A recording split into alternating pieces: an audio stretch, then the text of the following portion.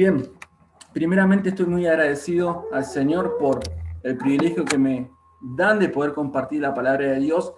Personalmente para mí es uno de los privilegios más grandes que nosotros tenemos como hijos de Dios, que es abrir la palabra de Dios y enseñarla. Creo que es uno de los ministerios más hermosos y edificantes que tiene la iglesia. Cuando la palabra de Dios se enseña, los creyentes crecen, los creyentes maduran. Y es importante que la palabra de Dios siempre esté abierta en la iglesia. Por eso, cuando me invitaron de parte de Abel y Raquel, estuve orando al Señor para que el Señor también me marcara, me guiara algún pasaje. Y tengo que ser sincero que la idea que Dios puso en mi corazón es la idea que permaneció hasta hoy.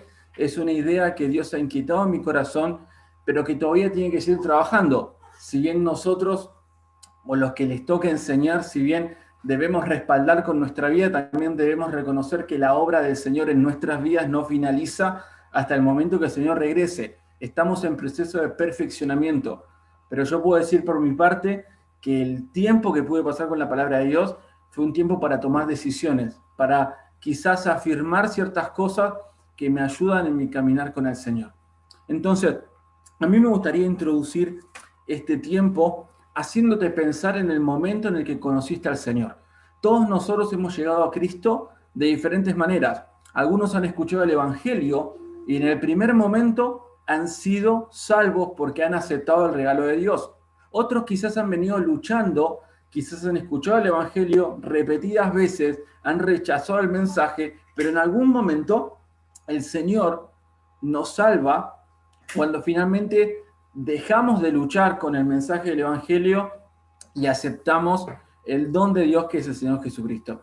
En ese tiempo de conversión, si bien escuchamos el Evangelio son las buenas nuevas de salvación, es decir, todo lo que se relaciona con la vida, con la muerte, la sepultura y la resurrección de Cristo, ese es el Evangelio. Nosotros no llegamos a entender de manera plena todo lo que involucra el Evangelio o todo lo que se lleva a cabo en la salvación. A medida que vamos creciendo en nuestra vida espiritual, el Espíritu Santo, a través del ministerio de enseñanza, nos va revelando, de alguna manera, la gloriosa dimensión de la obra de salvación. A medida que vamos interiorizándonos o involucrándonos en la palabra de Dios, el Señor va clarificando ciertas cosas. Y ese conocimiento, antes de ser práctico, nos lleva a poder, de alguna manera también, ver la obra de salvación con más claridad, y eso nos lleva a una actitud de exaltación o de adoración a Dios, porque llegamos a entender mejor qué es lo que realmente pasó cuando aceptamos a Cristo. Algunos estudiosos dicen que cuando alguien conoce al Señor, hay más de 30 eventos en el corazón del creyente que suceden. Podemos pensar en la justificación, la redención, la propiciación, la adopción, entre otros, que vemos que el Señor hace. ¿Cómo lo sabemos? Porque la Escritura lo dice. Entonces, en este crecimiento con el Señor, vamos entendiendo mejor la obra de salvación. A mí me gustaría en este tiempo tomar un pasaje del Nuevo Testamento donde el apóstol Pablo habla de la salvación y por un momento pareciera que él nos da más claridad en cuanto a lo que sucedió en el momento en el que fuimos salvos y qué es la obra de salvación y qué es lo que Dios hace cuando salva a las personas. Mi propósito o mi meta es que vos puedas ver mejor la obra de salvación, aunque tenemos pocos minutos, y después ver, bueno, cómo esta verdad bíblica, de la forma en la que Dios salva a los hombres, impacta mi vida hoy. Pero primeramente, antes de que algo impacte mi vida, antes de que una verdad me impacte a mí, yo tengo que entender esa verdad. Si no entiendo la verdad, no me puede impactar y no la puedo aplicar. Por eso siempre el conocimiento es previo a la aplicación. Por eso quiero que me acompañes con tu Biblia, 1 Corintios capítulo 1. No sé si no sé si Hugo o quien esté de anfitrión me pudiese para colocar como anfitrión para colocar la pantalla. Me gustaría colocar unas diapositivas para que pudiésemos hacer más dinámico el tiempo. A ver si puedo colocar. Ahí, gracias Hugo o quien me haya puesto. 1 Corintios capítulo 1. El título que yo pensé para esta ocasión es el siguiente. No sé si lo podemos ver ahí. Es el escándalo de la doctrina de la cruz. Cuando pensamos en la palabra escándalo, es una palabra fuerte. Sin embargo, es una palabra griega que aparece en el pasaje que vamos a examinar en estos minutos. Es un escándalo la palabra de la cruz. Literalmente la palabra para palabra, en esa palabra de la cruz, es el discurso o la doctrina de la cruz. El evangelio es escandaloso. El evangelio es la revelación del plan de salvación. Y ese plan es un plan escandaloso que no armoniza con la sabiduría o con el modo de pensar de los hombres en general. Entonces, ¿cuál va a ser el tema que yo quiero compartirte? El tema es la sabiduría de la salvación de Dios. Y el pasaje central que vamos a compartir es 1 Corintios capítulo 1, del versículo 30 al 31. Vamos a ver que en el plan de salvación, la forma en la que se ideó, la forma en la que se planificó y se llevó a cabo, fue de una manera sabia. Fue la obra más grande que Dios hizo a favor nuestro. Por lo tanto, está rodeada de gloria, de profundidad. La salvación en sí es difícil de asimilar, es difícil de entender. No espero que en este tiempo, ni en el tiempo que tengamos en otros momentos, podamos entender a cabalidad todo lo que la Biblia enseña en cuanto a la salvación. Pero por un momento permití que el Señor abra el velo de tu entendimiento y te permita ver algo de la gloria de la salvación, algo de lo que Dios hizo cuando nos salvó. Por eso, vamos a ver en primer lugar, vamos a leer el pasaje. 1 Corintios, vamos a comenzar desde el versículo 18 y vamos a avanzar hasta el 31. Me gustaría que leamos el pasaje para que nuestra mente se contextualice antes de llegar al último, a las últimas cláusulas del versículo 30 y 31. Dice el versículo 18, porque la palabra de la cruz es locura. Tengo problemas con la diapositiva. A los que se pierden, pero a los que se salvan, esto es a nosotros, es poder de Dios. Pues está escrito, destruiré la sabiduría de los sabios y desecharé el entendimiento de los entendidos.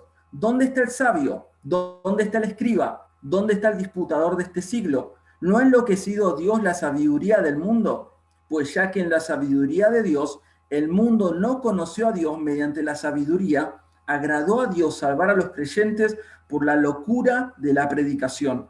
Porque los judíos piden señales y los griegos buscan sabiduría, pero nosotros predicamos a Cristo crucificado. Para los judíos ciertamente tropezadero. Esa palabra tropezadero es la palabra griega para escándalo. Y para los gentiles locura. Mas para los llamados, así judíos como griegos, Cristo poder de Dios y sabiduría de Dios. Porque lo insensato de Dios es más sabio que los hombres, y lo débil de Dios es más fuerte que los hombres. Pues mirad, hermanos, versículo 26, vuestra vocación, que no sois muchos sabios según la carne, ni muchos poderosos, ni muchos nobles, sino que lo necio del mundo escogió Dios para avergonzar a los sabios, y lo débil del mundo escogió Dios para avergonzar a lo fuerte, y lo vil del mundo y lo menospreciado escogió Dios, y lo que no es, para deshacer lo que es, a fin de que nadie se jacte en su presencia. Y aquí tenemos los dos versículos en los que vamos a meditar. Más por él, por Dios, estáis vosotros en Cristo Jesús, el cual nos ha sido hecho por Dios sabiduría, justificación, santificación y redención, para que, como está escrito, el que se gloría, gloríese en el Señor. La primera pregunta que me gustaría que respondamos juntos es, ¿por qué el mensaje de la cruz es escandaloso? ¿Por qué genera cierto rechazo? Bueno, básicamente por dos razones. Porque su contenido es ilógico y es irracional. La primera sección del pasaje, del versículo 18 al 25, habla de que el mensaje del Evangelio llega a dos clases de personas. Podríamos agruparlos entre judíos y gentiles. Pablo dice a judíos y a griegos. El mensaje para el judío era un mensaje ilógico, porque ellos esperaban como pueblo de Dios a un Mesías victorioso reinante. Pero Jesucristo vino humilde en Belén, en la tierra de Judea, en los días del rey Herodes, y nació en un pesebre, no como un rey, nació como cualquier ciudadano común en el tiempo de Jesús. Pero en ese momento se estaba desarrollando el plan de Dios para salvación. El judío esperaba un Mesías que le librara del yugo del Imperio Romano. No podía asimilar en su teología que el Mesías sufriera el martirio y que fuera condenado a la crucifixión en un madero. no podía entender y no podía creer. Hasta el día de hoy el pueblo de Israel rechaza a Jesús como Mesías, que va a ser su gran fracaso cuando venga el anticristo, posiblemente cuando identifique al anticristo como su Mesías rey. Pero sabés que para el judío era ilógico e irracional, pero para los griegos también. Dice que el judío pedía señales, pedía demostraciones, y lo vemos en la vida de Jesús, como Jesús muchas veces era cuestionado porque los judíos pedían demostraciones de que él era Dios. Llega un momento frente al corazón duro de los escribas, de los fariseos, que dice, la generación mala y adúltera demanda señal, pero señal no le va a ser dada, sino la señal de quién, del profeta Jonás, y le anticipa su muerte y resurrección. Pero los griegos no buscaban señales, los griegos buscaban sabiduría. Ellos querían conocer la verdad a través del razonamiento y a través de la lógica. Y para ellos, un judío que fuera crucificado como malhechor era una locura, era algo ilógico e irracional. Pero también, no solamente que el contenido en sí del Evangelio, es decir, lo que el Evangelio declara, es ilógico y es irracional, sino que también su consideración es insensata e inconcebible. La segunda porción del texto que vemos como contexto para llegar a nuestro versículo, habla de que Dios escogió a ciertas personas y da características. Dice que son necios, son débiles y que son menospreciados. Y finaliza diciendo que son viles y que en realidad parecen que son, pero no son. Bueno, Dios considera a la humanidad, a personas, y esta consideración o esta selección de personas es insensata. Eso dice el versículo 25. Lo insensato de Dios es más sabio que los hombres y lo débil de Dios es más fuerte que los hombres. Es inconcebible. Era una locura que los que realmente puedan gozar de los beneficios de la palabra de la cruz sean personas que no tengan ningún tipo de preparación, ningún tipo de descendencia o que sean de alguna familia de cuna o que tengan algún tipo de riqueza, propiedad o influencia. Eran personas, como se dice de los apóstoles, del vulgo y sin letra. Eran personas comunes y corrientes. No eran personas destacadas por lo que ellos podían tener o podían ser. La salvación en este punto enfatiza la obra de Dios, de que Dios en su gracia nos llama. Ahora, hay mucho para decir, pero no nos vamos a desviar por diferentes ramas de esta enseñanza, de esta doctrina. Pero básicamente en el contexto, ¿por qué era tan escandaloso o era difícil de aceptar la palabra de la cruz o la doctrina de la cruz? Porque su mensaje era ilógico, era irracional, no entraba en la mente de los que escuchaban. Pero también cuando veían a aquellos que habían recibido el mensaje, que habían sido transformados, eran personas que no eran reconocidas. Creo que todos nosotros nos podemos identificar con ese tipo de personas, porque Dios toma lo que no es para que pueda hacer algo nuevo en Cristo Jesús. Ahora, en esto quiero enfocar este tiempo, cómo Dios realiza la obra de salvación. Y aquí Pablo de alguna manera corre el velo y deja ver un poco de la gloria de la salvación. Esto era muy importante en lo que respecta al contexto de la iglesia, lo que la iglesia estaba viviendo. El capítulo 1 narra las divisiones que estaban en el interior de la iglesia. Dice el versículo número 12 que algunos pertenecían o seguían a Pablo, otro a Apolos, otro a Pedro y otros decían que eran de Cristo. Bueno, cuando Pablo habla de la salvación en sí, de la obra de salvación, quiere llevar a la audiencia, es decir, a los lectores, a los corintios, que dejen de verse los unos a los otros, que dejen de tener de ídolos a referentes que eran siervos de Dios y que pongan su mirada en Cristo, porque Cristo es el único que merece gloria y en Él tenemos que gloriarnos, no en los hombres. Y este va a ser después el desafío para el final de este tiempo. Entonces, ¿cómo Dios realiza la obra de salvación? Este es el versículo, el par de versículos que vamos a intentar meditar. Dice, mas por Él, después de estos dos bloques, de que el contenido y la consideración del Evangelio es escandalosa, Pablo dice, mas por Él estáis vosotros en Cristo Jesús, el cual nos ha sido hecho por Dios sabiduría, justificación, santificación y redención, para que como está escrito, el que se gloría, gloríese en el Señor. Vamos a ver rápidamente, voy a intentar hacerlo rápido de forma dinámica, Yo sé que para algunos puede ser más pesado que para otros, pero creo que es algo esencial que todo creyente tiene que escuchar, más allá del punto de madurez en el que te encuentres, más allá que el grado de preparación. Todos debemos tener una perspectiva correcta de la cruz de Cristo. Creo que no hay mayor estímulo para la vida de obediencia y la vida de santidad, que una rendición total a lo que Jesús hizo por nosotros.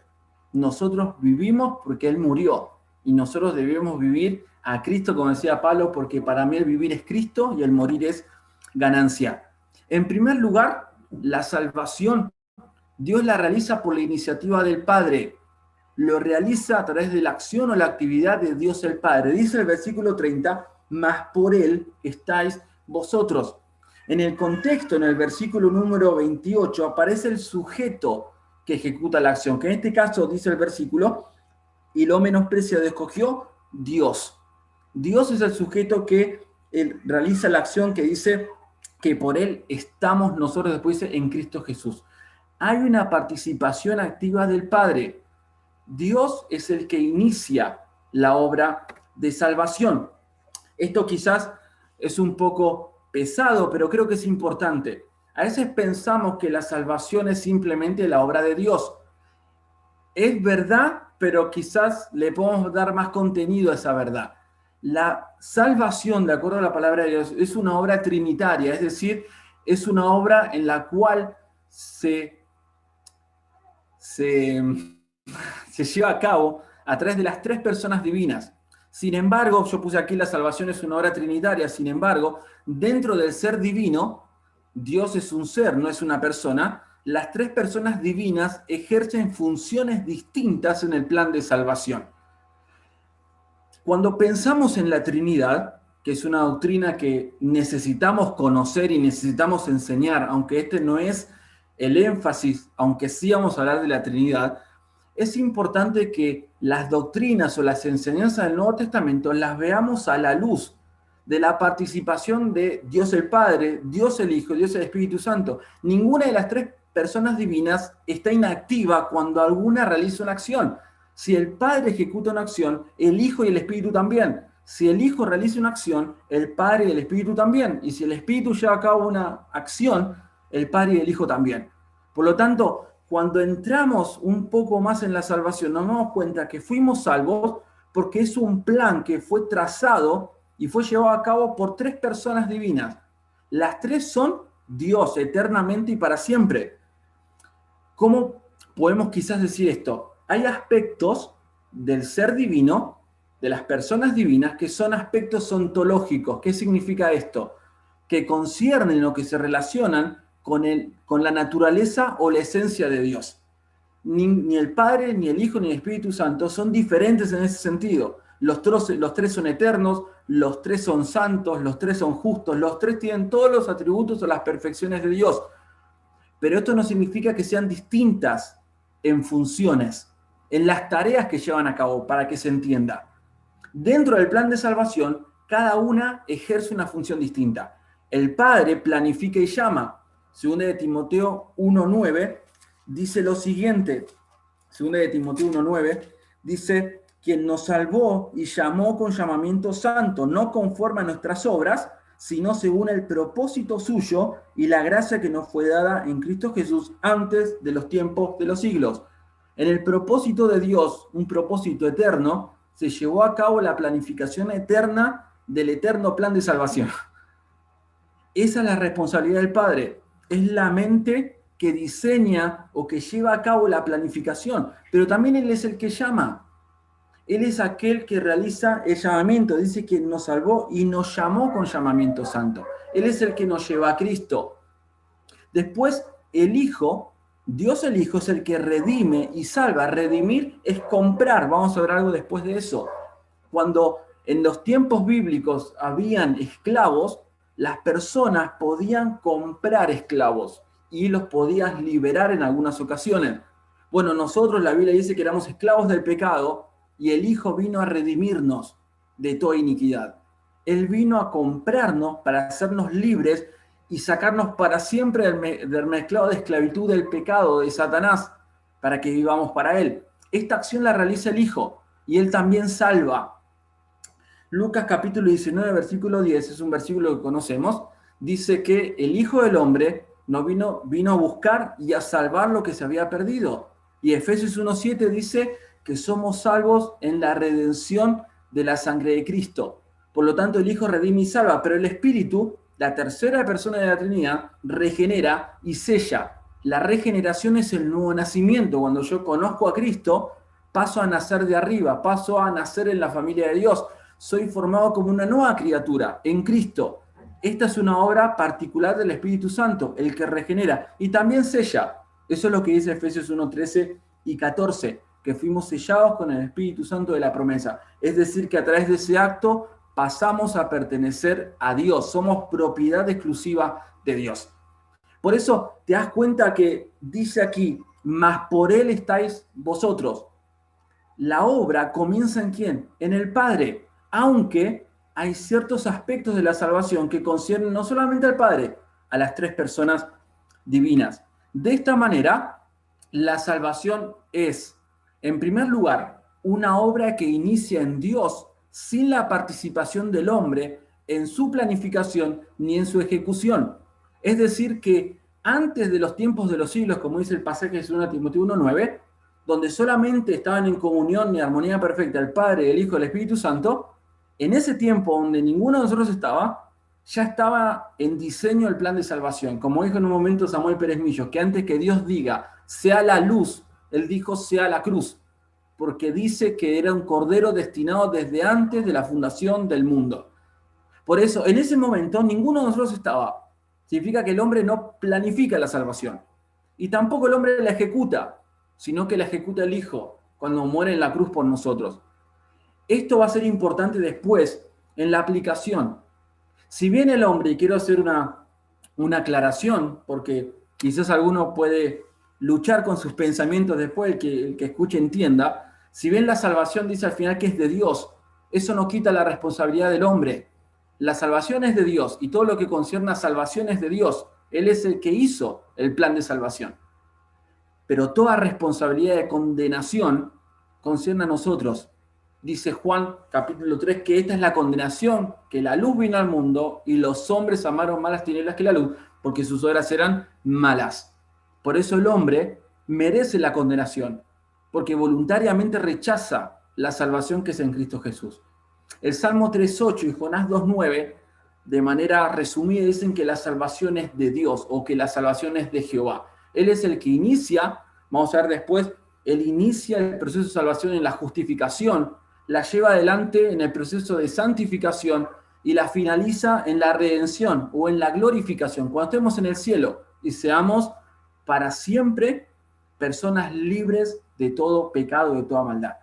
En segundo lugar, desde la eternidad Dios planificó en conformidad a su propósito, eso dice 2 Timoteo 1:9, de acuerdo a la voluntad de Dios, y la ejecutó conforme a su sabiduría. Cuando pensamos en la sabiduría, y yo colocaba la sabiduría de la salvación, la sabiduría en la vida práctica, que nosotros cuando pensamos en sabiduría, por lo general pensamos en libros como Proverbios o Santiago en el Nuevo Testamento, pensamos en personas que conocen la palabra de Dios, es decir, que involucra conocimiento, pero que también viven en conformidad a ese conocimiento. Y eso se llama vida cristiana o práctica de la vida cristiana. Ahora, ¿cómo se ejecuta o se aprecia la sabiduría en Dios? Bueno, de la misma manera, Dios planifica, es decir, de alguna manera hay un aspecto teórico en la salvación, donde Dios diseña un plan para la salvación del hombre, pero también lo ejecuta, o sea, lo lleva a cabo. Vamos a ver un ejemplo. Por lo general, cuando yo veía hace un tiempo atrás, por ejemplo, quizás alguno lo veía, los más jóvenes quizás no lo van a conocer, quizás algunos sí, un programa llamado Los Simuladores. Me llamaba la atención por la dinámica, algunos capítulos obviamente no me llamaban tanto la atención, pero algunos sí, por la trama. Y siempre se veía de que esas personas que tenían que resolver problemas de diferente índole, primeramente tenían que recoger información, tenían que saber cómo trabajar. Y después se repartían sus funciones, cada uno tenía su función y tenían que llevar adelante un plan de trabajo. Bueno, de alguna manera, si un trabajo está bien hecho, ellos fueron sabios, no solamente en la planificación, sino en la ejecución del plan. Eso es sabiduría. Lo mismo pasa en la vida cristiana. Yo puedo conocer la Biblia, Esa es una parte. Pero cuando yo conozco la Escritura y vivo conforme a la Escritura, estoy viviendo en sabiduría, que es lo que también se enseña en el libro de Proverbios. También hay un énfasis muy fuerte en Santiago en el Nuevo Testamento. Entonces Dios lo planificó, es decir, ideó el plan de la mejor manera posible. No hay otro plan de salvación alternativo que pudiese ser mejor al plan de Dios, porque Dios es Dios y Él hace las cosas de manera perfecta, pero no solamente en la planificación, en la ejecución. No había otra manera mejor.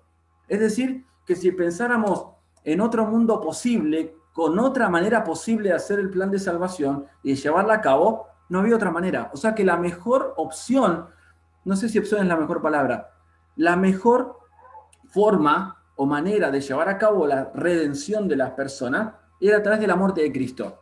Un Cristo humillado, un Cristo despreciado por los hombres y muerto en vergüenza en la cruz. Por eso, ese es el plan que nosotros creemos y que nosotros, en el cual nos hemos afirmado. Para el mundo es una locura, es algo descabellado, no tiene sentido, pero para nosotros tiene todo el sentido, tiene un sentido eterno, porque es el plan de Dios. Después, en conclusión, la salvación es de Dios, excluyendo todo mérito humano. Y esto también es chocante para las personas que no creen en el mensaje de la cruz. Porque nuestro sistema de pensamiento, nuestra forma de obrar, e incluso en los creyentes, incluso en nosotros, todo gira en base al mérito, en base a lo que hacemos. Por eso nos cuesta vivir en la gracia de Dios. Esperamos ser recompensados por lo que hacemos, cuando Dios muchas veces no nos da lo que nosotros, por lo que nosotros hacemos, sino por lo que Él es. Dios nos bendice por su gracia. Dios nos bendice porque Él es así. Él es un Dios que bendice. Por eso, para el griego, para el judío, especialmente que guardaba la ley, que el griego que intentaba adorar, como te acordás en Atenas, tenía muchas deidades, tenía el culto, y tenían que hacer cosas. El Evangelio destruye todo mérito humano. La salvación comienza en Dios y el hombre no tiene ningún tipo de participación, salvo, dice, al que no obra, dice Romanos capítulo 4, si no cree. Ejercer fe en Jesucristo, la cual no es una obra, sino que es una respuesta al mensaje de salvación. En primer lugar, la iniciativa del Padre. En segundo lugar, vamos a ir adelantando un poco por la identificación con Cristo, con el Hijo. ¿Qué dice el pasaje a continuación? La siguiente expresión, 1 Corintios 1, versículo 30. Mas por Él estáis vosotros en Cristo Jesús. Estar en Cristo, ahí lo podemos leer, es una descripción neotestamentaria, es decir, que pertenece exclusivamente al Nuevo Testamento, que refiere a la unión vital del creyente con Cristo. Hay algunos pasajes que quizás puedes buscar más adelante en Efesios 1.4, Efesios 1.6, 1.11, 1.13, donde el apóstol Pablo, en un pasaje que forma una doxología, es decir, una adoración pública de forma escrita a Dios. El apóstol Pablo escribe bendiciendo y adorando a Dios e incluye un tratado teológico increíble, donde quizás para muchos de nosotros pasajes difíciles como Efesios capítulo 1 hay pocos. Bueno, es parte de una adoración personal de Pablo a Dios. Dentro de esa adoración incluye conceptos teológicos. Uno de esos es estar en Cristo. ¿Qué significa? Yo soy salvo cuando estoy en Cristo.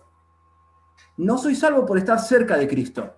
No soy salvo por estar lejos o cerca de Cristo. Tengo que estar en Cristo. Es decir, que cuando yo creo en Jesucristo como Salvador, yo me identifico plenamente con la muerte y con la resurrección de Cristo. Es decir, que cuando Cristo murió y yo le recibo por fe, yo muero con Cristo y yo resucito espiritualmente una nueva vida, para novedad de vida, como dice Romanos capítulo 6.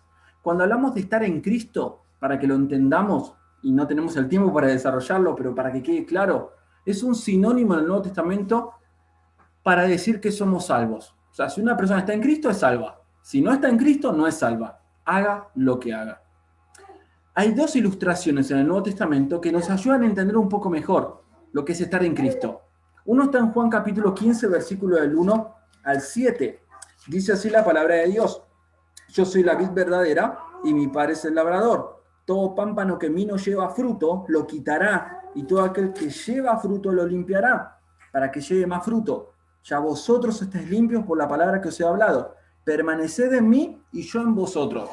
Si bien este pasaje no habla directamente de estar en Cristo, sí establece una ilustración entre la vid y los pámpanos, de la misma manera que se establece entre Cristo y el creyente. Así como el pámpano, es decir, la rama está unida a la vid, el creyente está unido a Cristo, está conectado. ¿Qué pasa si yo rompo una rama de un árbol? La rama se seca, no puede llevar adelante el crecimiento de flores o frutos si tiene fruto, y se muere. Lo mismo dice Pablo, dice que nosotros tenemos que estar conectados a la cabeza para nutrirnos de la cabeza. Obviamente, si yo me alejo de Dios y me desconecto, no dejo de estar en Cristo. Voy a experimentar disciplina, voy a experimentar consecuencias de mi pecado. La salvación es eterna, pero me desconecto de la cabeza y eso tiene consecuencias fatales para nosotros. Por eso el pasaje dije después al final que los pámpanos que no llevan frutos son echados al fuego y arden, que es una referencia no al infierno, sino a la disciplina de Dios para sus hijos. Por eso ahí es una ilustración que nos ayuda a entender. Dice el pasaje después, versículo 4 después, como el pámpano no puede llevar fruto por sí mismo si no permanece en la vid, así tampoco vosotros si no permanecéis en mí. Yo soy la vid, vosotros los pámpanos. El que permanece en mí y yo en él, este lleva mucho fruto, porque separados de mí, nada podéis hacer. Aquí se establece la unión entre Cristo y sus discípulos, que es la unión entre Cristo y la iglesia. Y en base a este concepto, en 1 Corintios capítulo 12, versículo 12, Pablo revela otra ilustración que es también característica de él en el Nuevo Testamento, es la ilustración del cuerpo. Y dice así, 1 Corintios 12, 12, porque así como el cuerpo es uno y tiene muchos miembros, pero todos los miembros del cuerpo, siendo muchos, son un solo cuerpo, así también Cristo, porque por un solo espíritu fuimos todos bautizados en un cuerpo. Vamos a hacer una referencia al Espíritu Santo. Dice en la primera parte, en el versículo 12, que el creyente, los creyentes, somos la iglesia, es decir, el cuerpo de Cristo. Y hay miembros, tenemos brazos, tenemos piernas, y están unidos entre sí y forman un solo cuerpo, un solo organismo viviente. Bueno, es una ilustración clara para entender qué es estar en Cristo. Por eso vamos a ver después que el Espíritu Santo trabaja también cuando bautiza al Espíritu, es decir, lo coloca al creyente en Cristo, lo hace parte del cuerpo. Dice después la diapositiva, de manera que el creyente en identificación con Cristo goza tanto de la salvación como de todas sus bendiciones, entre las cuales Pablo incluye la sabiduría, la justificación, santificación y redención. En esas 4 palabras tendríamos toda una serie de estudios en relación a la salvación. No quiero adentrarme, aunque sí lo he visto con detalle, pero dentro de las bendiciones de la salvación, Cristo no solamente que nos provee de sabiduría, es decir, nos da sabiduría. No solamente Él justifica, no solamente Él santifica y Él redime. Él es sabiduría, Él es justificación, Él es santificación y Él es redención. Lo primero que me enseña esto es que la salvación se trata de una persona, no se trata de una religión, no se trata de una serie de obras que yo pudiese llevar en alguna religión humana. La religión, de alguna manera, si pudiésemos llamar, es una persona. La palabra religión deriva de la palabra religar, que es volver a unir algo que se separó en algún momento. Y si lo tomáramos de esa forma, en la etimología de la palabra, es decir, el significado original de la palabra, diríamos de que el hombre, a través de Adán, se separó de la comunión con Dios y fue expulsado de la gloria de Dios. ¿Y quién vino a volver a unir esa relación? Dice 2 Timoteo 2:5, que tenemos un solo Dios y un solo mediador, es decir, reconciliador o árbitro entre Dios y los hombres, Jesucristo hombre. Solo Cristo puede reconciliar a un Dios santo con hombres pecadores. Por eso la salvación concierne a una persona, es una persona, y es Jesucristo, es el Hijo. Cristo es sabiduría. Voy a decir un poco quizás de cada palabra para que quizás tengamos una apreciación de cada palabra.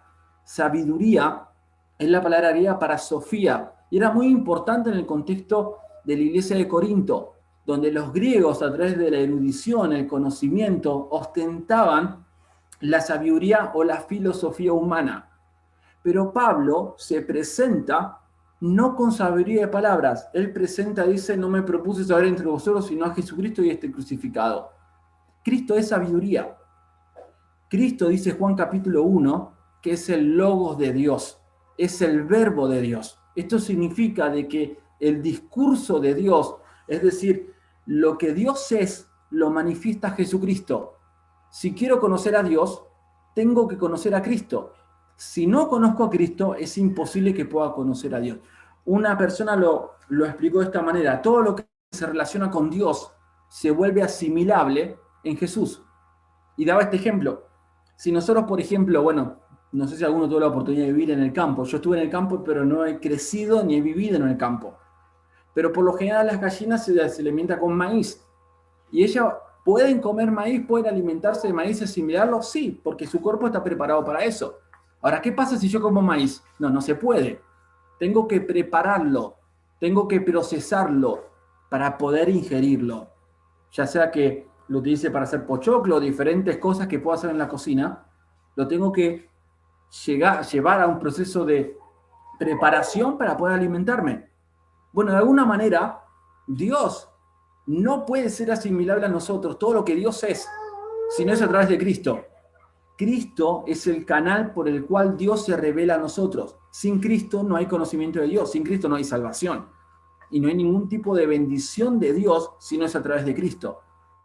Por eso cuando habla de sabiduría, habla de revelación. Dios se revela completamente, de manera perfecta y absoluta en Jesucristo. Él es sabiduría de Dios. Él es justificación. Los creyentes somos justificados. Es decir, que somos declarados justos por los méritos de Cristo. Es una acción legal, donde éramos culpables por nuestro pecado, y a nosotros se nos declara judicial y legalmente como justos, como si nosotros jamás hubiésemos pecado. Y ese fue el gran intercambio de la cruz, donde el santo de los santos y el justo de los justos fue colocado en ese madero y fue tratado como el peor de los pecadores y sufrió la pena del pecado, para que nosotros, los hombres, pecadores por naturaleza, pudiésemos tener de Dios la justicia de Cristo. Esto también para el mundo podría no ser un acto de justicia, es algo ilógico e injusto. ¿Cómo se me va a justificar a mí que yo no tengo mérito, yo no hice nada? Siempre tenemos en nuestro interior el deseo de ganar las cosas.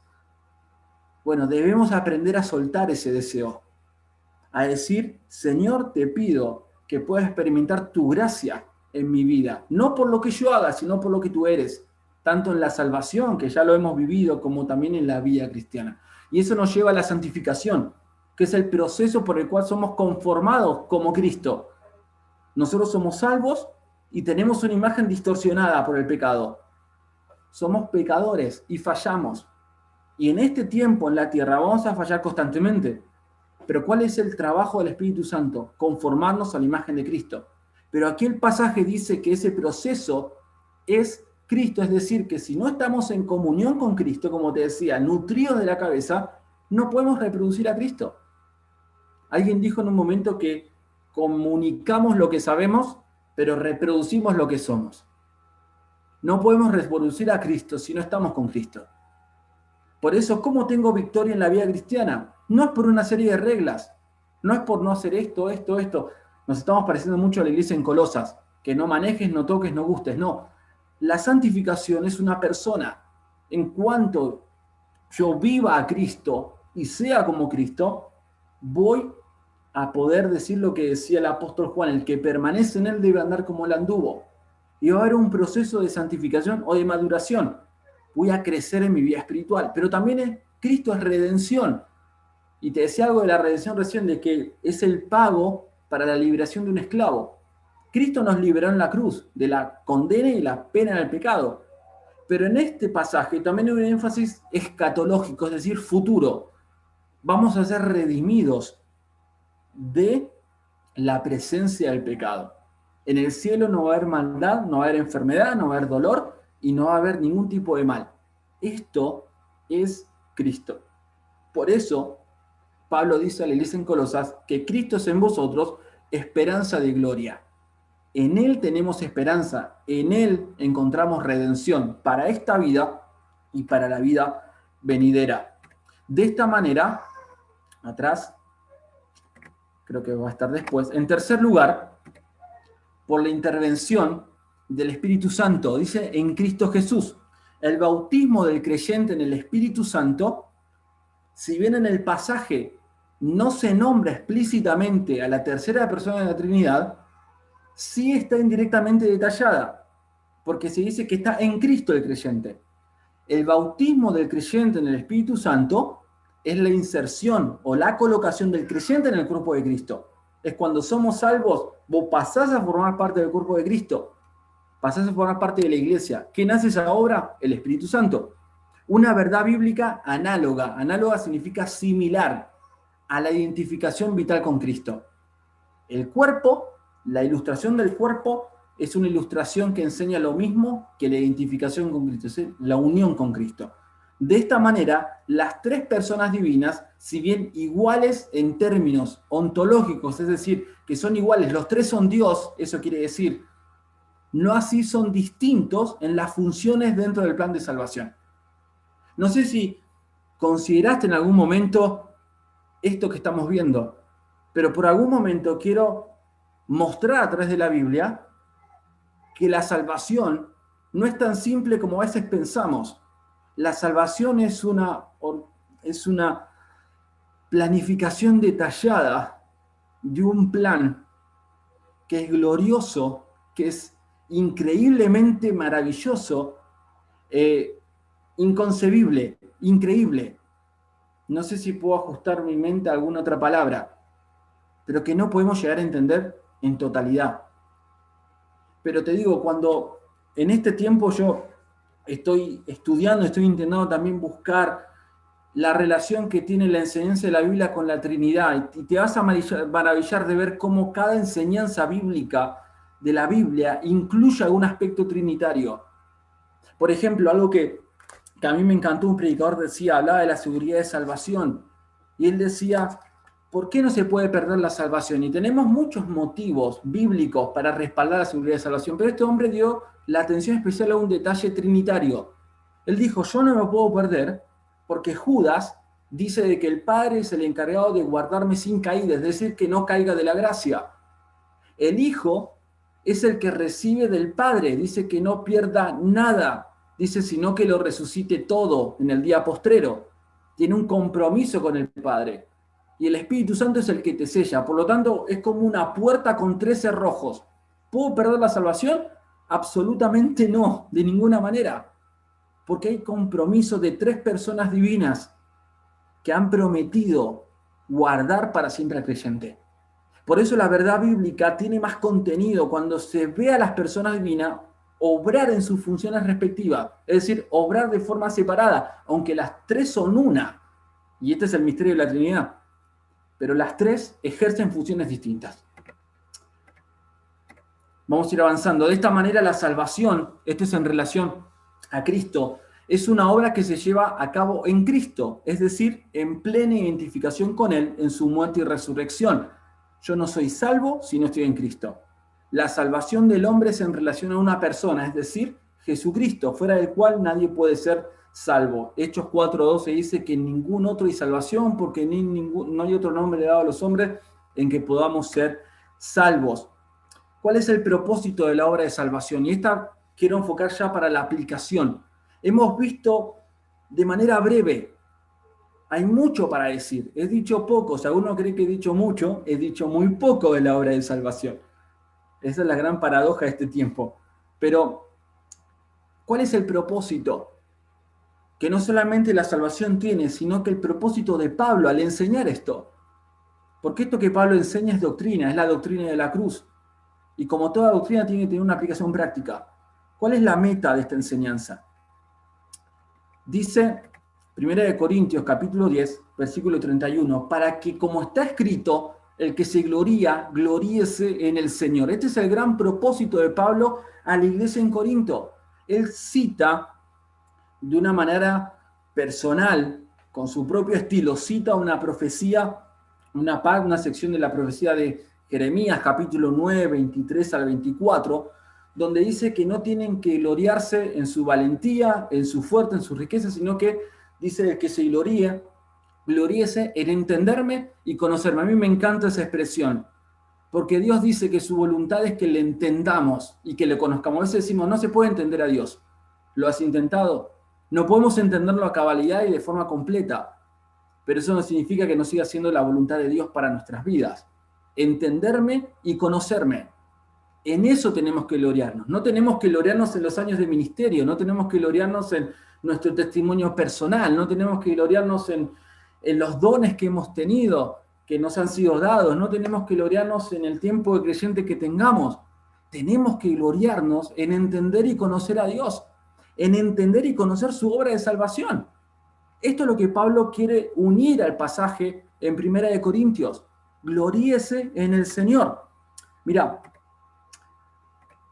de esta manera la salvación, y esto ya es parte de la aplicación, la salvación, ¿qué tiene que ser para mí? En base a esto que hemos visto, tiene que ser en primer lugar un motivo de gloria personal para el creyente, aunque para el mundo sea un motivo de desprecio. Es locura, es escandaloso. ¿Te acuerdas lo que decía el antiguo himno? Dice, recién me estaba acordando y lo quiero decir textual. Dice, y aunque para el mundo, a ver si me ayuda Miriam, dice que el mundo desprecia la cruz de Jesús, dice, y esta parte me la acuerdo bien, y para mí tiene suma, y aunque el mundo desprecie la cruz de Jesús, para mí tiene suma atracción. Aunque el mundo desprecie, reniegue del amor de Dios, rechace abiertamente, ese es el mundo. ¿Qué tengo que hacer yo? Tengo que gloriarme. Pero ¿cómo me voy a gloriar o enorgullecer o jactar de algo que no comprendo bien, que lo comprendo superficialmente?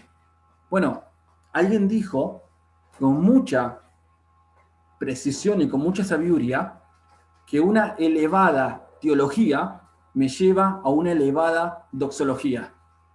En palabras sencillas, cuando yo me sumerjo en el conocimiento del carácter de Dios, eso me va a llevar inevitablemente a adorar a Dios. No puedo adorar a Dios como Él es cuando no conozco cómo es Él.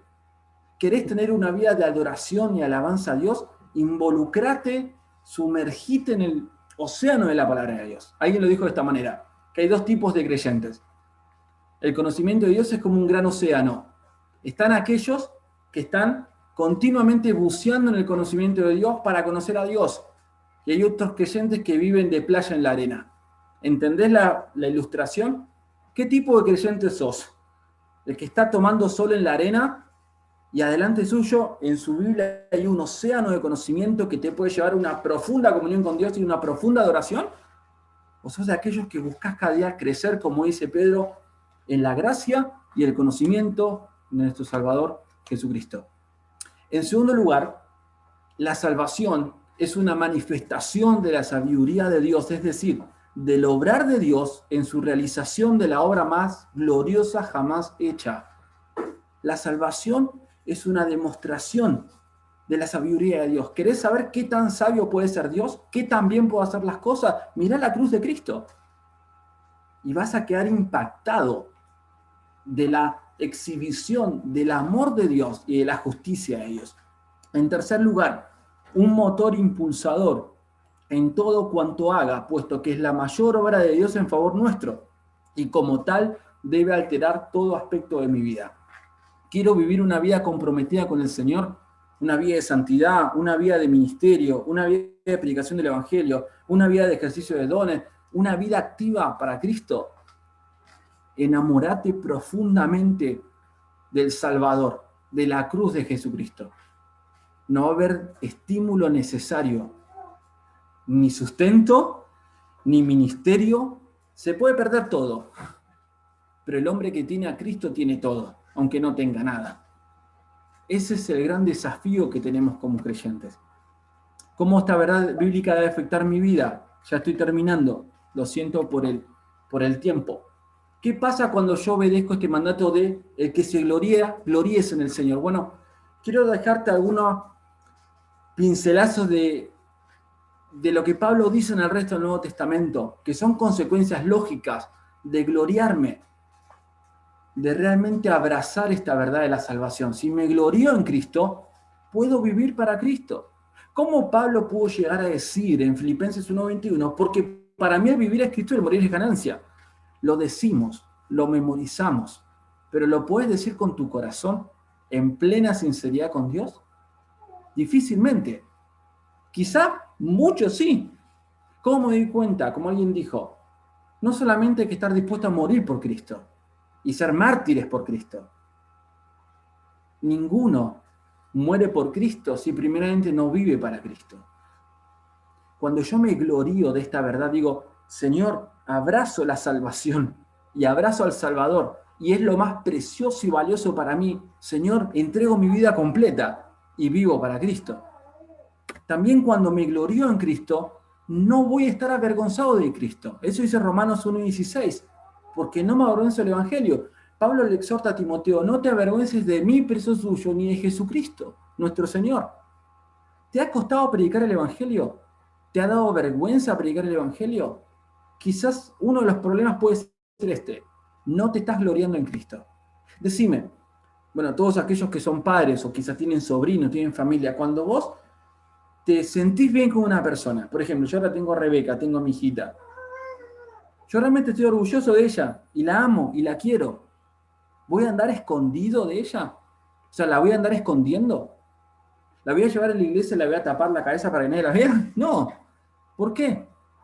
Porque realmente es un motivo de orgullo. Quiero que la conozcan. Quiero mostrar a otros que puede ser padre y que tengo una hija. Bueno, cuando Cristo es valioso, cuando Cristo es todo para mí, no voy a estar avergonzado. Voy a manifestar públicamente mi fe. Si me glorío en Cristo, puedo adorar a Cristo, lo que te decía recién. Cuando yo me glorío en Jesucristo, le puedo adorar con todo mi ser. Y si me glorío en Cristo, no me voy a gloriar en mí mismo. Y esto es el énfasis que pasaba en Corinto. ¿Por qué se glorían tanto en Apolos, en Cefa? Gloríense en Cristo. ¿Te estás gloriando en vos mismo? Esta es una pregunta profunda, que merece una reflexión profunda, no es una respuesta rápida. Considera esta semana, ¿en quién me estoy gloriando? ¿En mis logros personales, en mis talentos, en mi carisma, en mi ministerio, en mi familia, en mis estudios, mi trabajo? Bueno, Pablo dice categóricamente, el que se gloría, es decir, si alguno se gloria, gloríese en el Señor. Es lo que Pablo dice en Gálatas 6:14, lejos esté de mí gloriarme. O sea, no me voy a gloriar por nada, no me voy a sentir orgulloso de nada, sino, contraste, en la cruz de nuestro Señor Jesucristo. Ese creo que tiene que ser el pensamiento que gobierne nuestra semana, de estar gloriándonos en Cristo. Vamos a orar. Querido Padre Celestial, te agradecemos, Dios, por esta mañana. Gracias, Dios, por tu palabra, porque nos hace bien. También gracias, Señor, porque tu palabra nos incomoda, nos confronta, porque quizás no hemos estado bien. Hemos perdido el foco. Gracias, Señor, porque tú eres nuestra sabiduría, tú eres nuestra justificación, tú eres nuestra santificación y tú eres nuestra esperanza de gloria, tú eres nuestra redención. Permítenos, Señor, permítenos, danos la gracia de acercarnos cada día más a ti, para contemplar esa cruz donde el Hijo de Dios fue sacrificado por amor a nosotros, entregándose voluntariamente para que nosotros tengamos salvación y vida eterna. En cuanto dejemos de recordar la cruz, perderemos el rumbo de nuestra vida. Gracias por la cruz de Cristo, gracias por la salvación en Cristo. A ti sea la gloria y a nosotros tus bendiciones por Cristo Jesús. En el nombre de Jesús. Amén.